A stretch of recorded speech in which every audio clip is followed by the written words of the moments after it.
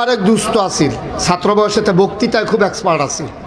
তো এক মসজিদের ভিতরে তে ইমাম হইছে পরে তে আমারে কয়, দোস্ত তুই যে একটা সুন্দর মসজিদ করতে চাস, আমি যেই মসজিদে চাকরি করি মসজিদটা খুব সুন্দর, চাইলে আইস।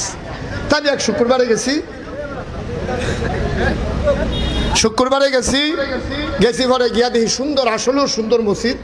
তে হইল ইমাম, গিয়া দেখলাম আমাদের দেশে জমার আগে হুজুররা বাংলা আলোচনা করে না, কি করে না, গিয়ে দিতে আর আলোচনা করে না, খুতবা দিয়া নামাজ পড়া লাইছে।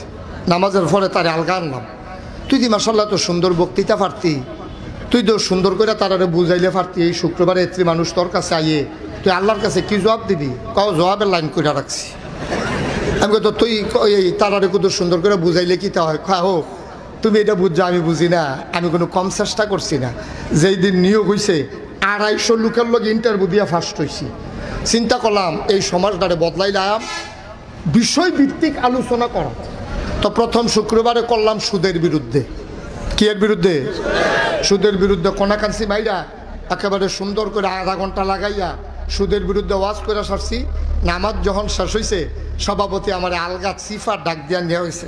নিয়ে আসে রাখে, হুজুর সব দিক কথা আপনি আমারে কইছেন, মনে করেন আমি ধরতাম পারছি না। অবশ্যই আপনারা কেউ কইয়া দিছে আমি যে খাই, আর নইলে আপনার নতুন মানুষ, আপনি কোনো জানানোর কথা রাখেন। হ্যাঁ অবশ্যই কারা কইয়া দিছে নামটা কোন হুজুর হারামও না।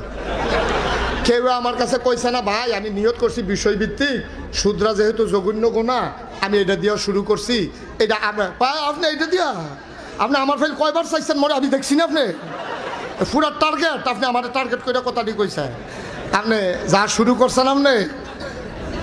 তো আমার দুস্থ আমার কয়, আমি বুঝ জ্বালাইছি যে এখনো সুদের বিরুদ্ধে আর ওয়াজ করন।